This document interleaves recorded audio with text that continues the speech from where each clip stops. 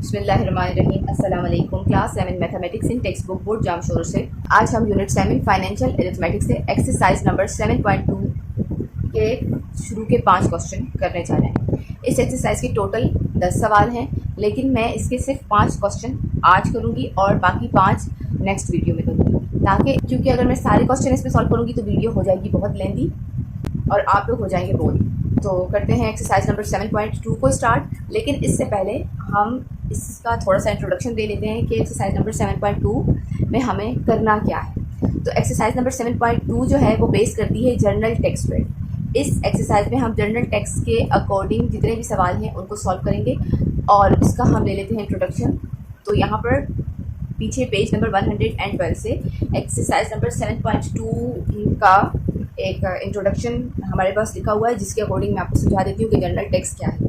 सबसे पहले आपको मैंने बताया था टेक्स्ट के बारे में, टेक्स्ट क्या है, टेक्स्ट क्यों दिया जाता है, टेक्स्ट किसको दिया जाता है, फिर उसके बाद टेक्स्ट की काइंड्स क्या हैं। तो इसका शॉर्ट सा रिव्यू दे देती हूँ ताकि आपको फिर जनरल टेक्स्ट में आसानी से समझा सकूँ। टेक्स्ट कहते हैं उस रकम को जो हम गवर्नमेंट को पे करते हैं, जो भी सहूलियात गवर्नमेंट हमें देती है उसके एवज। अब टैक्स किस तरह से पे किया जाता है? टैक्स हम अपनी तनख्वाहों से भी देते हैं, टैक्स हम कोई कारोबार करते हैं उस पर भी देते हैं, टैक्स हम कोई चीज़ खरीदते हैं तो उस पर भी देते हैं। अब गवर्नमेंट उस टैक्स का क्या करती है? गवर्नमेंट उस टैक्स से अपने जो उसके अखराजात हैं सरकारी तौर पर मुल्क को चलाने के उनको पूरा करती है। जैसे कि स्कूल गवर्नमेंट के, government colleges, government hospitals, government के और इदारे, कानूनी इदारे हैं, ये रोड हैं या गवर्नमेंट के एम्प्लॉयज़, उनको तनख्वाह किससे दी जाती है? हमारे टैक्स से ही गवर्नमेंट ये सारे मामलात तय करती है और उन सारे मामलात को पूरा करती है। अब टैक्स की कुछ टाइप्स हैं। एक तो टैक्स की हैं 2 टाइप। एक टाइप है डायरेक्ट टैक्स और दूसरा टाइप है इनडायरेक्ट टैक्स। डायरेक्ट टैक्स वो टैक्स है जिसको आप देते हैं तो आपको पता होता है कि मैं ये टैक्स दे रहा हूँ। लेट्स सपोज टू आपकी तनख्वाह पर भी एक टैक्स होता है जो गवर्नमेंट आपसे आपकी तनख्वाह से काट लेती है और ये आपको बुरा भी लगता है, लेकिन आप गवर्नमेंट को देते हैं। इसी तरीके से आप कोई कारोबार करते हैं तो उस कारोबार पर भी गवर्नमेंट आपसे टैक्स चार्ज करती है, ये भी डायरेक्ट टैक्स में आता है। और अगर आपका कोई घर है रेंट पर तो गवर्नमेंट उस पर भी आपसे टैक्स चार्ज करती है, जो कि आपको उस वक्त बुरा लगता है। लेकिन कुछ टैक्स ऐसे हैं जो हम देते हैं और हमें बुरा भी नहीं लगता, हमें पता भी नहीं चलता और पता होते हुए भी हमें बुरा नहीं लगता। ये वाले टैक्स आ जाते हैं इनडायरेक्ट टैक्स। सपोज टू ये जो पेंसिल मेरे पास है, मैंने ये जब खरीदी तो इस पर मैंने टैक्स पे किया था, लेकिन मैंने जब खरीदी तो मुझे ऐसा लगा कि मैं सिर्फ पेंसिल की कीमत दे रही हूँ। नहीं, इस पेंसिल को ख़रीदते हुए मैंने इस पेंसिल पर टैक्स भी अदा किया है। जैसे कि ये पेंसिल अगर 30 रुपीज़ की है तो मैंने कुछ टैक्स भी दिया होगा, लेकिन जब मैंने ख़रीदा तो मुझे यही लगा कि मैं सिर्फ पेंसिल के पैसे दे रही हूँ। तो नहीं, जो पैसे मैंने शॉपकीपर को पे किए हैं उसमें से शॉपकीपर ने मुझसे टैक्स भी ले लिया है, लेकिन मुझे पता नहीं चला। इसी तरीके से आप किसी होटल में जाते हैं और वहाँ पर मील इंजॉय करते हैं तो आपको क्या लगता है कि आपने सिर्फ मील के पैसे दिए हैं। ऐसा नहीं होता। जब आपने किसी होटल से मील को इंजॉय किया, मील लिया, खाया पिया, तो आपने सिर्फ वहाँ पर सिर्फ मील के पैसे नहीं दिए बल्कि आपने वहाँ पर टैक्स भी पे किया है। और यही टैक्स इनडायरेक्ट टैक्स होता है जिसको आप पे करते हैं और आपको पता नहीं चलता, क्योंकि आपको वहाँ पर अलग से बताया नहीं जाता कि आपने अगर 1000 की चीज़ खाई है तो उसमें से 100 रुपये आपने टैक्स भी दिया है और वो टैक्स जनरल सेल टैक्स है जिसको हम पे करते हैं लेकिन हमें पता नहीं चलता। और ये टैक्स हम डायरेक्टली भी पे करते हैं, इनडायरेक्टली भी पे करते हैं। डायरेक्टली किस तरह से पे करते हैं कि जैसे अभी मैंने आपको एक होटल पे जाके खाना खाने की मिसाल दी, तो आपका 1000 रुपये बिल बना जिसमें से 900 रुपये आपके मील के थे और 100 रुपीज़ आपके बारे में आपको उन्होंने नहीं बताया कि ये 100 रुपीज़ आपके टैक्स चार्जेस थे। उसके जब उन्होंने आपको नहीं बताया तो इट मीन्स उन्होंने आपसे डायरेक्टली ले लिया। यहाँ तक जानने के बाद हम आ जाते हैं जनरल टैक्स के क्वेश्चन को सॉल्व करने के लिए इस्तेमाल होने वाले फार्मूला की तरफ। चूँकि जो हम सब एक्सरसाइज नंबर 7.2 को जब सॉल्व करेंगे तो हमें कुछ फार्मूलाज हैं जिनके अकॉर्डिंग हम जनरल टैक्स के क्वेश्चन को सॉल्व करेंगे। यहाँ पर उसके कुछ फार्मूले लिखे हुए हैं, तो इन्हीं फार्मूलाज के अकॉर्डिंग मैं क्वेश्चंस को सॉल्व करूँगी। जहाँ पर मुझसे जिस तरह का सवाल होगा उस सवाल के हिसाब से मैंने यहाँ से फार्मूला लेना है और वहाँ पुट करके जनरल सेल टैक्स के क्वेश्चंस को सॉल्व करना है। अभी फ़िलहाल मैं इन फार्मूलाज को आपको डिफाइन नहीं कर रही हूँ। जैसे जैसे मैं सवाल सॉल्व करूँगी वैसे वैसे ये फार्मूला वहाँ यूज़ होते जाएंगे क्वेश्चन के अकॉर्डिंग और हम क्वेश्चंस को सॉल्व करते जाएंगे। तो अगर किसी को जनरल सेल टैक्स के फार्मूलाज को समझना है या देखना है, याद करने हैं, तो वो यहाँ पर पेज नंबर 113 पर आए और इसके फार्मूलाज को देख लें, याद कर लें, ताकि वो ये जनरल सेल टैक्स के सवालों को आसानी से सॉल्व। एक्सरसाइज नंबर 7.2 का क्वेश्चन नंबर 1 है, the cost of a Parker pen is rates 875. Find the general sale tax, GST का मतलब है general sale tax charge on it at the rate of 17%। यहाँ हमसे कहा जा रहा है पार्कर पेन की जो कीमत है वो है 875 रुपये। हमने इसके ऊपर जनरल सेल टैक्स की कीमत को मालूम करना है, जबकि उस कीमत के मुताबिक जो शरह फीसद है वो क्या है 17%। अब ये 17% की क्या कहानी ये भी हमें बता दो। 2014 में पाकिस्तान ने किसी भी प्रोडक्ट को खरीदने पर 17% टैक्स को लगाया था। जब भी आप कोई चीज़ खरीदेंगे तो आपको उस चीज़ पर 17% टैक्स पे करना पड़ेगा, चाहे आप रेफ्रिजरेटर खरीदें या चाहे आप साबुन खरीदें, चाहे आप पेंसिल खरीदें, कुछ भी खरीदें, पर उन तमाम प्रोडक्ट पर आपने गवर्नमेंट को हर एक प्रोडक्ट पर 17% टैक्स पे करना है। तो यही यहाँ जो पेन है उसकी कीमत है 875 रुपये और उसके ऊपर जो शरह फीसद बनती है टैक्स की वो बनती है 17%। अब 17% के हिसाब से कीमत कितनी बनती है टैक्स की वही हमने मालूम करनी। यहाँ हम मालूम क्या कर रहे हैं जीएसटी चार्जेस यानी कि कीमत। तो इसके लिए हमारा फार्मूला कौन सा होगा जीएसटी चार्जेस को मालूम करने के लिए हम जो फार्मूला यूज़ करेंगे वो क्या है टोटल जीएसटी और हम आइटम कॉस्ट को मल्टीप्लाई कर देंगे रेट ऑफ जीएसटी से। इस वक्त हम इस फार्मूले के अकॉर्डिंग क्वेश्चन नंबर 1 है ये सॉल्व करेंगे। यहाँ पर रजिस्टर में मैंने क्वेश्चन को उतार दिया था दोबारा से और अब मैं करती हूँ इसको सॉल्व। सबसे पहले हम डेटा लिखेंगे। तो डेटा में कॉस्ट ऑफ पेन क्या है, cost of a Parker pen लिखें या पेन लिखें आपकी मर्जी है, मैंने सिर्फ पेन लिखा है, वो है 875 और उसके ऊपर टैक्स रेट क्या लगते हैं रेट ऑफ जीएसटी लिखें या टैक्स रेट लिखें, तो मैं लिखूँगी रेट ऑफ जीएसटी इज 70%। और अब हमने क्या मालूम करनी है जीएसटी चार्जेस यानी कि जीएसटी रेट्स मालूम करना है। जनरल सेल टैक्स चार्जेस को हमने मालूम करना, 17% को आप पैसों में लें शरह फीसद को। तो इस सवाल को सॉल्व करने के लिए मैंने आपको फार्मूला बता दिया है कि जब भी हम जीएसटी चार्जेस को मालूम करेंगे तो हम लिखेंगे जीएसटी चार्ज या टोटल जीएसटी भी लिख सकते हैं इज इक्वल टू हमने कॉस्ट प्राइस को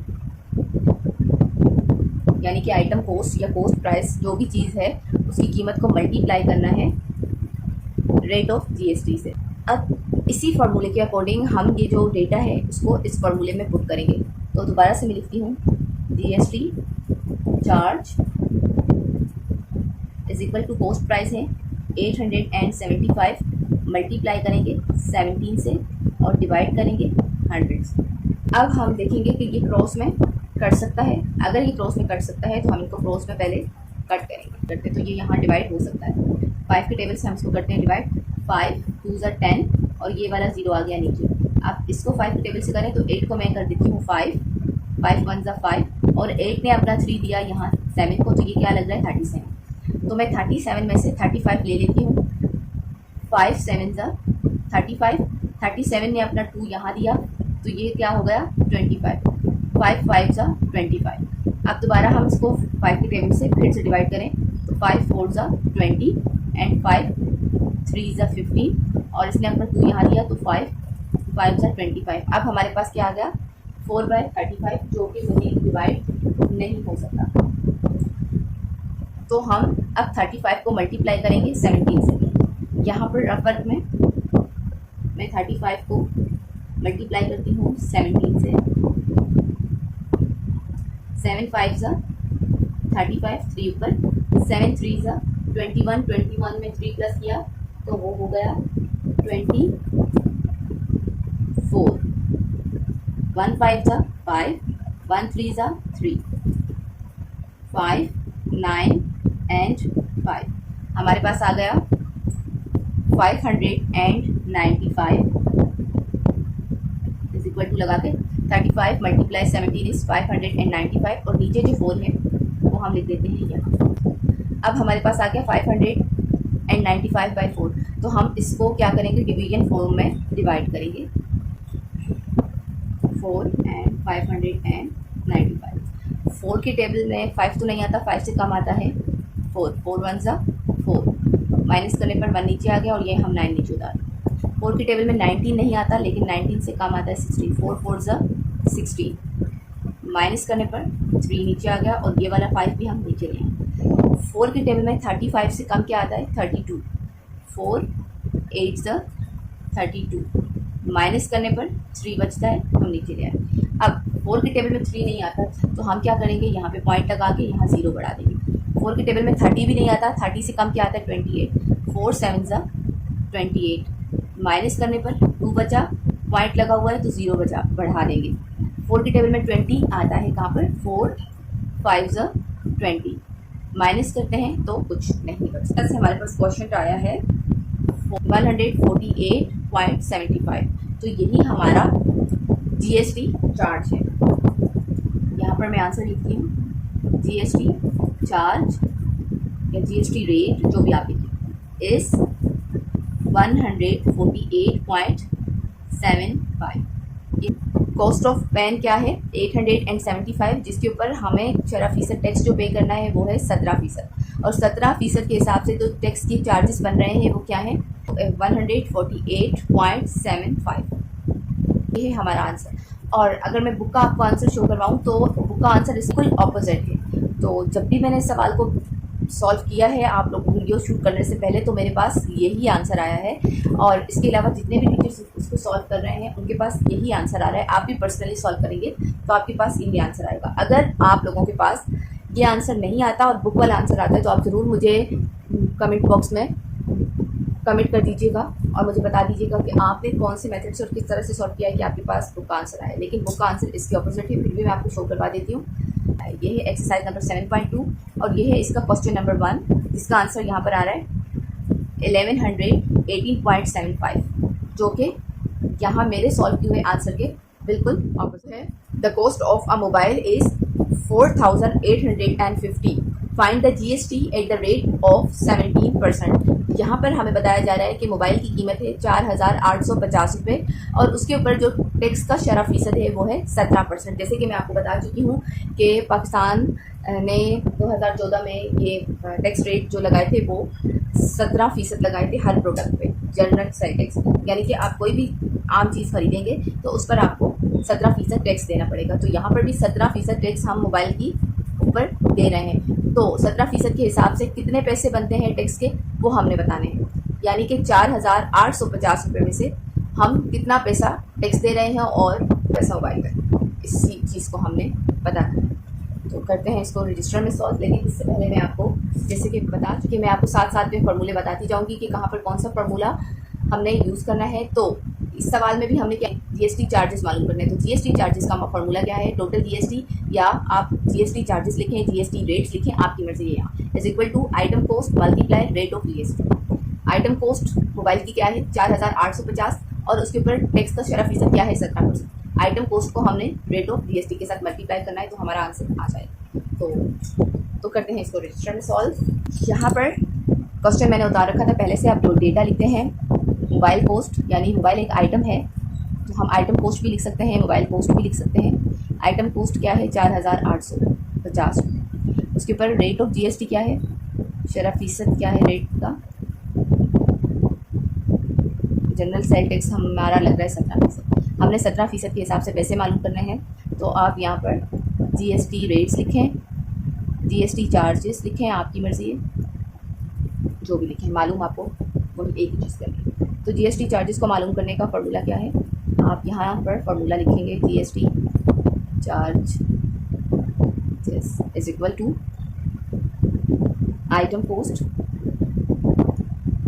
मल्टीप्लाई रेट ऑफ जीएसटी। आपको इसी फार्मूले के अकॉर्डिंग हम ये डेटा है वो पुट करेंगे। आइटम कॉस्ट यानी कि चीज़ की कीमत क्या है, चीज़ है हमारे पास मोबाइल, उसकी कीमत है 4,850 रुपये, मल्टीप्लाई करना है रेट ऑफ जीएसटी से। रेट ऑफ जीएसटी हमारे पास क्या है 17%। 17 मैंने यहाँ लिख दिया और फीसद का मतलब क्या होता है 100, यानी कि 17 डिवाइडेड बाय 100। तो ये 100 हम यहाँ डिवाइड में नीचे लिखेंगे। देखेंगे क्या ये इस तरह से या इस तरह से कहीं भी डिवाइड हो सकता है, तो हम इसको डिवाइड कर दें। तो ये वाला जो 0 है ये सिंपली यहाँ 0 से कट गया, पीछे बच गया 485/10। अब ये वाला जो है वैल्यू ये 5 के टेबल से हो जाएगी सॉल्व। 5 2 ज़ा 10, और 5 9 ज़ा 45, और ये जो 48 को मैंने 45 कर दिया है और इसका 48 का जो 3 है वो यहाँ पर लगा देते हैं, तो ये क्या हो गया 35, 5 7 ज़ा 35। अब आ गया 97/2, जो कि आपस में मज़ीद कट नहीं सकता, और यहाँ 2/17 भी आपस में नहीं कट सकता। तो हम क्या करेंगे, 97 को मल्टीप्लाई करेंगे 17 से, और इसको मैं रफ वर्क में यहाँ मल्टीप्लाई करूँगी। 97 मल्टीप्लाई 17, 7 7 ज़ा 49, 4 ऊपर, 7 9 ज़ा 63, 63 में 4 प्लस किया तो 67, मल्टीप्लाई का साइन लगा के अब 1 का टेबल पढ़ें। 1 7 ज़ा 7, 1 9 ज़ा 9। अब मल्टीप्लाई हो गया है तो हम प्लस करेंगे, तो ऊपर वाले से अब हमारा कोई ताल्लुक नहीं है, नीचे से हम जब प्लस करेंगे तो 9, 7 और 7 14, और 9 और 6 हो गए 15, 15 और 1 16, तो हमारे पास आ गया 1649। हमारे पास 97 मल्टीप्लाई 17 आ गया है 1649, और ये जो नीचे 2 है ये यहाँ आ जाएगा। अब इनको मज़ीद डिवाइड करना है तो इसको भी हम डिवीजन फॉर्म में ही डिवाइड करेंगे। 2 and 16, 2 is a divisor, and हमारे पास 1649 ये है डिविडेंड। 2 के टेबल में 16 आता है, यस, 2 8 ज़ा 16। 2 के टेबल में 4 आता है, यस आता है, 2 2 ज़ा 4। अब बच गया 9। 2 के टेबल में 9 आता है, नहीं, 9 से कम क्या आता है, 9 से कम आता है 8, 2 4 ज़ा 8। बचा हमारे पास क्या, 9 में से 8 माइनस किए तो बचता है 1। अब 2 के टेबल में 1 नहीं आता तो पॉइंट लगा के यहाँ पर 0 बढ़ा दिया। 2 के टेबल में 10 तो आता है, कहाँ पर, 2 5 ज़ा 10, माइनस करते हैं कुछ नहीं बचता, तो हमारे पास आंसर आया 824.5। तो जीएसटी चार्जेस हमारे पास आ गए हैं 824.5। यही हमारा आंसर है एक्सरसाइज नंबर 7.2, और आंसर है 824.50। अब पॉइंट के बाद कोई भी रकम हो, जैसे कि ये 5 है और 5 के बाद जो 0 आ रहा है तो इसकी कोई वैल्यू नहीं है। पॉइंट के बाद अगर कहीं पर भी 0 एग्जिस्ट कर रहा है तो उसकी वैल्यू नहीं होती, इसलिए अगर यहाँ पर 0 आ रहा है तो आपने इससे कंफ्यूज नहीं होना।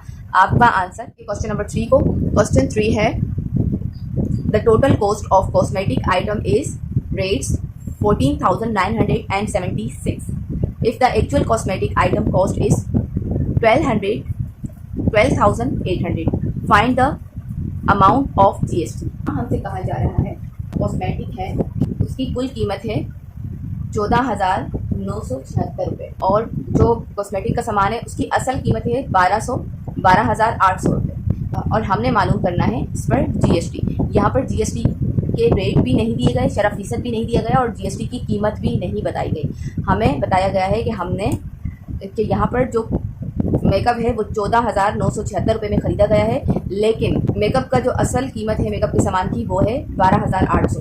अब 12,800 में सामान आ रहा है कॉस्मेटिक का, लेकिन हमसे चार्ज कितने किए जा रहे हैं, 14,976। तो इसका मतलब है इन पैसों में हमसे जीएसटी भी चार्ज किया जा रहा है, यानी कि जनरल सेल टैक्स भी लिया जा रहा है। तो यही जनरल सेल टैक्स के पैसे ही मालूम करने हैं हमने। तो इसके लिए जो फार्मूला हम यूज़ करेंगे वो ये है कि आपने टोटल कॉस्ट में से आइटम कॉस्ट को माइनस करना है। जो जैसे कि हमारे पास टोटल कॉस्ट क्या है, 14,976 रुपये, उसमें से हम जब 12,800 रुपये माइनस करेंगे तो हमारे पास जीएसटी रेट्स आ जाएंगे। तो यहाँ इस क्वेश्चन 3 में ये फार्मूला यूज़ होगा। इन फार्मूलाज को आप याद कर लें और अपने कॉमन सेंस को यूज़ करते हुए जब सवाल पढ़ें तो जहन में रखें कि यहाँ हमसे पूछा क्या गया है और कौन से फार्मूले का यूज़ होगा इस तरह के सवाल को सॉल्व करना। तो यहाँ रजिस्टर में मैं करूँगी इसको सॉल्व। पहले लिखते हैं cosmetic total cost of cosmetic item is 14,976 और एक्चुअल कॉस्मेटिक आइटम कॉस्ट क्या है, actual cosmetic item cost is equal to 12,800। हमने क्या मालूम करना है, जीएसटी रेट्स मालूम करने हैं, यानी कि जनरल सेल टैक्स क्या बन रहा है। अब इसके लिए जो फार्मूला है वो मैं आपको बता चुकी हूँ। जीएसटी मालूम कर रहे हैं तो जीएसटी लिखा और फिर is equal to total item cost को माइनस करेंगे एक्चुअल आइटम कॉस्ट में से, टोटल आइटम कॉस्ट। तो यहाँ पर इस फॉर्मूले के अकॉर्डिंग हम ये जो हमारे पास वैल्यूज़ हैं इनको पुट करेंगे। टोटल आइटम कॉस्ट क्या है, चीज़ जो हमने खरीदी, टोटल कितने पैसे लग गए, 14,976 रुपये। माइनस करते हैं एक्चुअल आइटम कॉस्ट को, यानी कि असल में कितने पैसों की वो चीज़ थी, वो चीज़ थी 12,800। तो जो हमने ज़ायद पैसे भरे हैं वो कितने हैं, और वही है टैक्स। तो यहाँ पर मैं रफ वर्क में इसको माइनस कर रही हूँ। 6 minus 0, 6, 7 minus 0, 7, 9 minus 8, 1, and 4 minus 2 is 2. 1 minus 1 is nothing. तो हमारे पास क्या आता है 2176। ये हमारे पास जीएसटी, ये मैं अलग से भी लिख देती हूँ। जीएसटी हमारे पास आया है 2176 रुपये, और यही हमारा आंसर है। और लाइट चली गई है जिसकी वजह से क्लियरली नज़र नहीं आ रहा होगा आपको।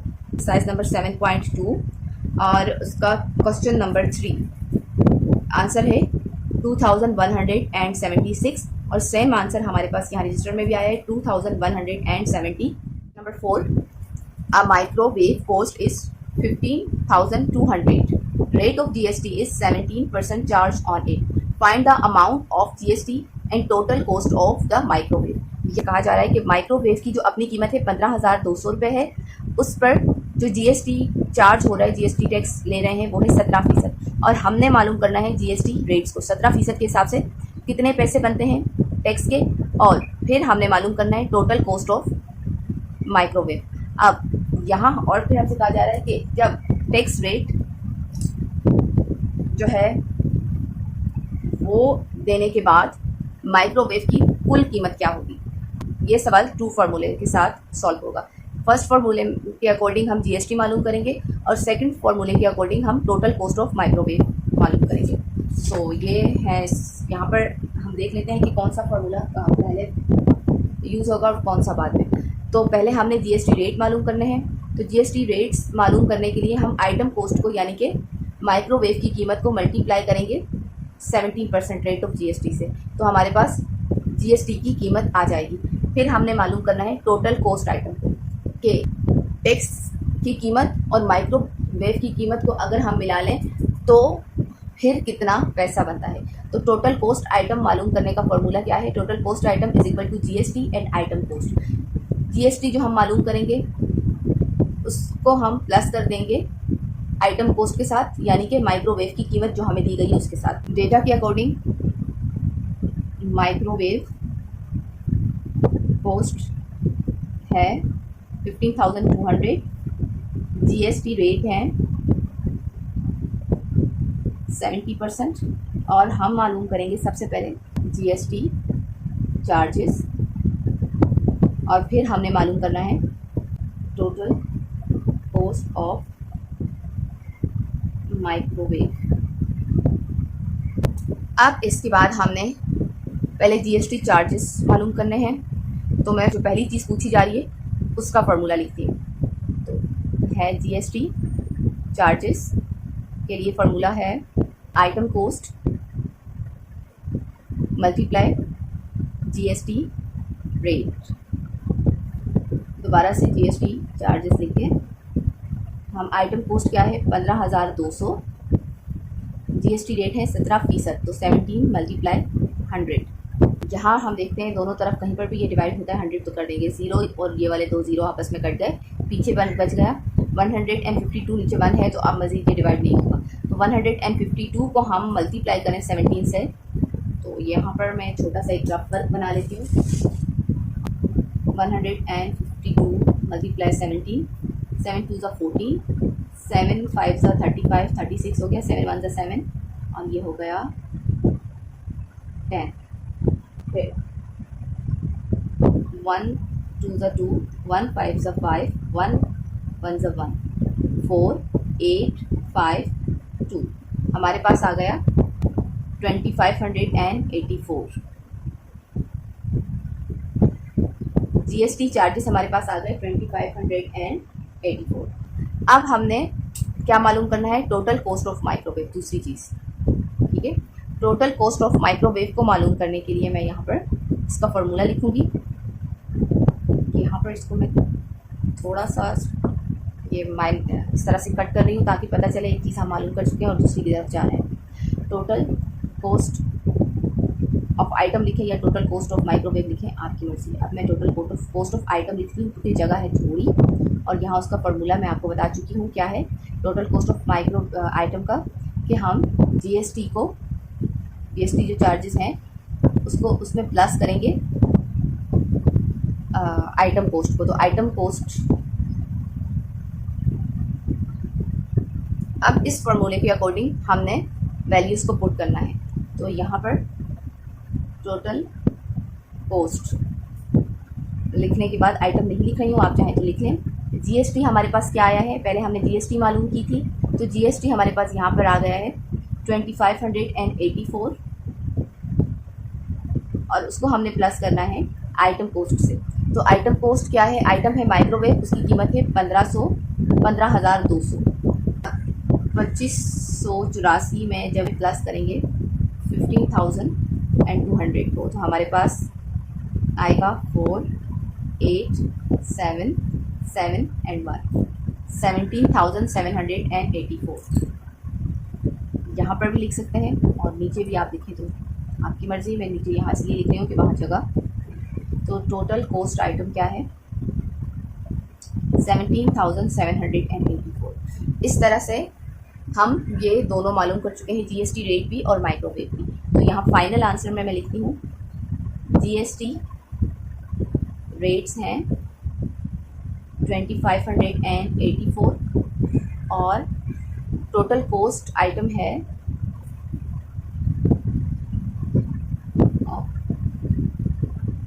है 17,784। यही हमारा आंसर है जो हम मालूम कर चुके हैं, और बुक में आपको मैं ये आंसर शो करवा देती हूँ। एक्सरसाइज नंबर 7.2 और उसका क्वेश्चन नंबर 4, जिसमें जीएसटी रेट्स हमारे पास आ गए हैं same 2584 and total cost rates हैं 17,784, जो कि यहाँ पर भी same answer. Question number 5, Abdullah purchased a 3-piece suit of cost 7,800. Find the total cost and amount of GST at the rate of 70%. यहाँ पर हमसे कहा जा रहा है कि अब्दुल्ला ने 3 पीस सूट खरीदा जिसकी कीमत थी 7,800 रुपये, और हमने मालूम करनी है टोटल कॉस्ट और अमाउंट ऑफ जीएसटी, यानी कि जीएसटी टैक्स उस पर क्या लग रहा है, जनरल सेल टैक्स क्या लग रहा है 17% के हिसाब से ये मालूम करना है, और फिर उसके बाद हमने क्या मालूम करना है टोटल कॉस्ट, यानी कि 17% के हिसाब से जो पैसे बनते हैं जनरल सेल टैक्स के उनको, और 7,800 को हम जमा करें तो टोटल कितने पैसे अब्दुल्ला अपने 3 पीस सूट पे भर चुका है, ये मालूम करना है। सेम क्वेश्चन नंबर 4 वाले फॉर्मूले इसमें पुट होंगे और ये सवाल सॉल्व होगा। फर्स्ट हम जीएसटी रेट्स मालूम करेंगे, तो आइटम कॉस्ट को मल्टीप्लाई करेंगे रेट ऑफ जीएसटी से, पहले जीएसटी मालूम करने के लिए, और फिर टोटल कॉस्ट आइटम मालूम करने के लिए हम total cost item is equal to GST rate जो हम मालूम करेंगे उसमें प्लस कर देंगे आइटम कॉस्ट, यानी कि 3 पीस सूट की कीमत को, तो हमारे पास आंसर आ जाएगा टोटल कॉस्ट आइटम का। तो लाइक और चैनल को सब्सक्राइब करना यार नहीं भूला करो, आप लोग शेयर भी कर दिया करो अपने फ्रेंड्स के साथ। यहाँ पर मैं लिखती हूँ पहले डेटा में 3 पीस सूट, उसकी कीमत लिखेंगे, रेट्स क्या है 7,800, और जीएसटी रेट क्या लग रहे हैं 17%। हमें क्या मालूम करना है जीएसटी रेट्स यानी कि जीएसटी चार्जेस, और इसके साथ साथ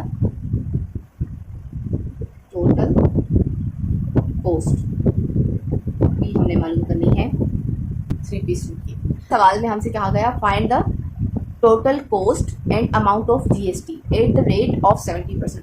अब कुछ बच्चे ऐसे होंगे जिनकी इंग्लिश वीक होगी तो बोलेंगे कि पहले इन्होंने पूछा है टोटल कॉस्ट को, फिर वो जीएसटी को पूछ रहे हैं, तो हम पहले टोटल कॉस्ट मालूम करते हैं। जब आप टोटल कॉस्ट अगर पहले मालूम करते हैं तो आपको ये जो है जीएसटी रेट्स इनके इसके अकॉर्डिंग चलना होगा, यानी कि आप उसको परसेंटेज के अकॉर्डिंग, तो ऐसा कंफ्यूज हो जाएंगे कि हम पहले टोटल कॉस्ट कैसे मालूम करें।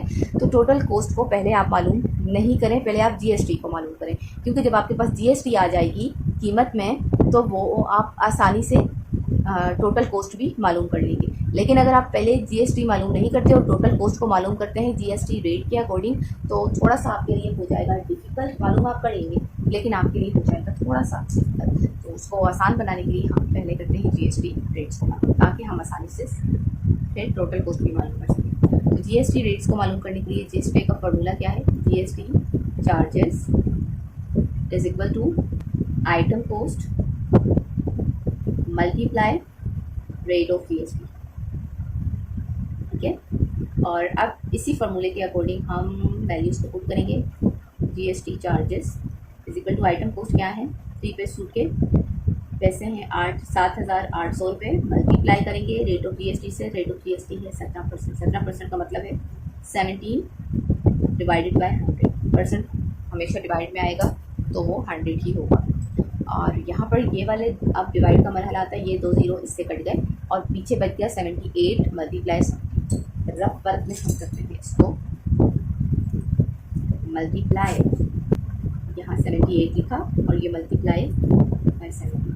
7 8 सा 56,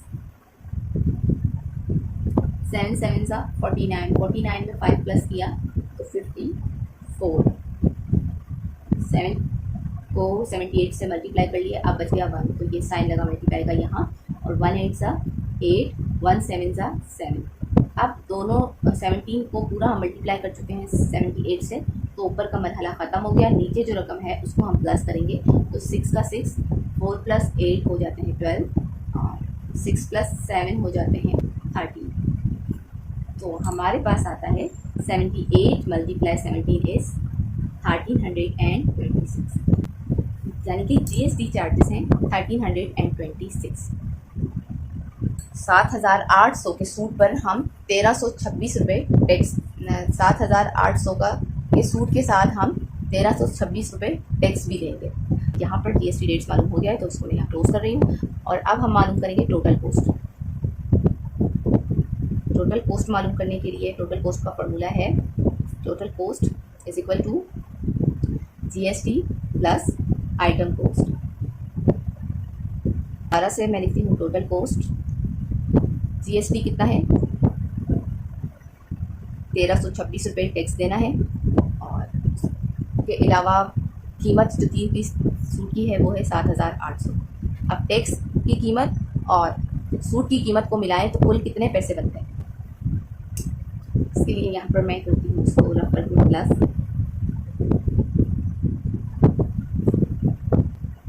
6 2 and 3 plus 8 is 11 and 9। Total हमने पे करना है, सॉरी ये 6 है, 9,126 रुपये। अब हम इसको फाइनली लिखें तो जीएसटी रेट्स हैं जो हमने देने हैं वो है 1,326, हमने नहीं, ये जो सवाल है इसका, और कॉस्ट आइटम है टोटल कॉस्ट आइटम है 9,126। ये हमारा आंसर है। और बुक में आपको शो करवाती हूँ आंसर, साथ में आप लोग बानी करें, वीडियो को लाइक और चैनल को सब्सक्राइब ज़रूर कर दें। एक्सरसाइज नंबर 7.2 क्वेश्चन नंबर 5, और उसका जीएसटी रेट है 1,326 रुपये और टोटल कॉस्ट है 9,126, जो कि यहाँ रजिस्टर में सॉल्व करने पर सेम आंसर आ रहा है, आपके सामने है। एक्सरसाइज नंबर 7.2 के शुरू के 5 क्वेश्चन हो गए हैं इस वीडियो में सॉल्व, और बाकी के जो क्वेश्चन रह गए हैं 6 से 10 तक, वो मैं इसके लिए नेक्स्ट वीडियो बनाऊंगी और आप लोगों को वो भी अगले 5 क्वेश्चन सॉल्व हुए मिल जाएंगे। और इसके साथ साथ मुझे आप लोगों से एक और बात करनी थी कि बहुत स्टूडेंट मुझे मैसेज करते हैं कमेंट बॉक्स में कि मैं एक्सरसाइज 8.1 जो है वो अर्जेंट बेस पर सॉल्व कर दूँ, और फिर वो मैसेज करके कमेंट करके थोड़ी देर में डिलीट कर देते हैं। तो आप लोगों के जो भी इस तरह के कमेंट्स हैं वो मुझ तक पहुंच रहे हैं, आपकी रिक्वेस्ट पहुंच रही है। इंशाल्लाह मैं उस पर बहुत जल्द वीडियो बना दूंगी। एक्चुअली जब हम वीडियो बनाते हैं तो उससे पहले मुझे खुद भी प्रिपेयर होना पड़ता है। कोई भी काम जो भी आप करते हैं, चाहे आपको वो पहले से आता भी है तो आपको उसके लिए पहले प्रिपरेशन करनी पड़ती है, ताकि जब हम उस काम को फाइनली करें तो उस काम को करते हुए किसी भी तरह की प्रॉब्लम को आपको फेस ना करना पड़े, कन्फ्यूजन आपके जहन में ना हो, तभी वो काम हम अच्छे से परफॉर्म कर सकते हैं। जैसे कि यहाँ पर मैंने 5 क्वेश्चन आज सॉल्व किए हैं, तो उसके बाद ये आगे आप पेज देख रहे हैं, यहाँ पर मैं दोबारा से अगले 5 क्वेश्चन को उतारूंगी और उन 5 क्वेश्चंस को उतारने के बाद फिर मैंने इनको पर्सनली प्रैक्टिस 1 से 2 दफ़ा करना होता है, ताकि आप लोगों को बुक से रिलेटेड आंसर मैं कोशिश करती हूँ कि मिल जाए, और उसके लिए भी मुझे प्रिपेयर होना पड़ता है और मैं आसान से आसान तरीका कोशिश करती हूँ लेकर आऊँ कि शॉर्ट टाइम में आपको आसानी से समझा सकूँ। तो इस वजह से बहुत दफ़ा बहुत सारे स्टूडेंट्स की जो ये वाली रिक्वेस्ट होती है कि मैं फ़ौरन से वीडियो बना दूँ उनके लिए और उसको अपलोड कर दूँ, तो ऐसा नहीं हो सकता, क्योंकि वीडियो बनाने से पहले भी हमें खुद भी प्रिपेयर होना पड़ता है, और इस तरह से जैसे मैं आपको बता रही हूँ कि सवाल भी उतारने पड़ते हैं। और फिर अभी लाइट चली गई थी आपके सामने, तो देखें पहले आप लोगों को ज़्यादा रोशनी में अच्छे से मैं समझा पा रही थी, लेकिन फिर लाइट जाने के बाद आपने देखा होगा कि थोड़ा सा डल वीडियो आपको फील हो रही होगी। तो मैंने आज वीडियो नहीं रोकी इस वजह से कि फिर दोबारा से मुझे एक टाइम निकालना पड़ता है वीडियो बनाने के लिए, और ये भी देखना पड़ता है कि किस वक्त मैं वीडियो बनाऊँ जब मेरे आसपास जो बैकग्राउंड नॉइस है वो कम हो, क्योंकि वीडियो बनाते हुए जब बैकग्राउंड नॉइस आती है तो जो स्टूडेंट समझ रहे होते हैं तो वो होते हैं डिस्टर्ब, और मेरे पास इतना अच्छा माइक तो है नहीं कि वो मेरे बैकग्राउंड की जो नॉइस है उनको कैंसिल कर दे और आप तक सिर्फ मेरी आवाज़ पहुँचे आपके लेसन के मुताबिक। आप तो बैकग्राउंड नॉइस की कैंसिलेशन के लिए मुझे सिर्फ यही करना पड़ता है कि मैं ये देखती हूँ आसपास का माहौल जब सुकून होता है, और मुझे पता होता है कि कोई हॉकरी वाला आकर कोई हॉकर आवाज़ नहीं लगाएगा, लेकिन फिर भी कभी कभी आ जाती है, मुर्गा बोलता है, घर की आवाज़ें होती हैं, तो ये चीज़ें वीडियो में डिस्टर्बेंस पैदा करती हैं और फिर आप लोगों को सही समझ नहीं आता। तो मुझे टाइम को बहुत कोशिश करना पड़ता है मैनेज करने का, इस वजह से मैं आप लोगों की जो रिक्वेस्ट होती है उसको अर्जेंट बेस पर पूरा नहीं कर पाती, लेकिन मैं कोशिश ज़रूर करती हूँ कि आपने जो काम मुझे कहा है उसके लिए मैं प्रिपरेशन स्टार्ट कर देती हूँ कि एज सून एज़ पॉसिबल मैं आपके रिक्वेस्ट के मुताबिक वीडियो बना सकूँ। उसकी आके जब भी मुझे टाइम मिले तो आपकी रिक्वेस्ट के अकॉर्डिंग भी मैं फ़ौरन से वीडियो बना दूँ, मैं प्रिपेयर हूँ और आपको अच्छे से समझा सकूँ। तो दुआ में याद रखें, और आई होप आप लोगों को मेरी बात समझ में आई होगी, और आप लोगों के कमेंट्स मुझे बहुत खुशी देते हैं जब भी आप लोग मुझसे रिक्वेस्ट करते हैं। तो आप लोग यकीन करें, मैं अल्लाह का शुक्र अदा करती हूँ कि मेरी वजह से किसी को फ़ायदा हो रहा है और कोई मुझे मदद के लिए पुकार रहा है, तो इट मीन्स के अल्लाह ताला ने मुझे इस बात से नवाजा है कि मैं किसी के काम आ सकूँ, और किसी को मेरी वजह से फ़ायदा हो रहा है तो ही तो वो मुझे पुकार रहा है। तो आप लोगों का बहुत शुक्रिया। अल्लाह ताला आप लोगों के लिए भी आसानी करे, और जो आप सीख रहे हैं अल्लाह ताला उसको सीखने पर आपको उससे फ़ायदा अदा करे। चीज़ें सीखना भी ज़रूरी है, और फिर उन चीज़ों को सीखने के साथ यूटिलाइज़ करना भी बहुत ज़रूरी है। तो अल्लाह से हमेशा वो इल्म मांगा करें कि जो इल्म आपके ज़िंदगी में काम आ सके। ऐसे इल्म का कोई फ़ायदा नहीं कि आप हासिल तो कर लें लेकिन आप उसको कहीं यूटिलाइज़ ना कर सकें। तो ऐसे इल्म से पनाह मांगे, हमेशा अल्लाह से वही बेहतरीन इल्म मांगे जो इल्म आपको बाद में आपकी ज़िंदगी में हमेशा काम आता रहे, और आप उस इल्म के साथ दूसरों को भी फ़ायदा पहुँचा सकें। तो दुरूद पाक पढ़ते रहें, दुआ में याद रखें, और अपने फ्रेंड सर्कल में जिनकी मैथ्स वीक है उनके साथ मेरे चैनल को ज़रूर शेयर करें। और जो टीचर्स मुझे देख रहे हैं और वो शॉर्टेज ऑफ टाइम की वजह से अपने स्टूडेंट्स को पूरी एक्सरसाइज सॉल्व कर नहीं दे सकते हैं, नहीं समझा सकते, तो वो भी मेरे चैनल को अपने स्टूडेंट्स के साथ ज़रूर शेयर करें, ताकि उनकी जहाँ पर भी कोई कन्फ्यूजन है और मेरी वीडियो से अगर उनको फ़ायदा होता है तो समझ जाए। ठीक है। अल्लाह हाफ़िज़। सल्लल्लाहु अलैहि वसल्लम।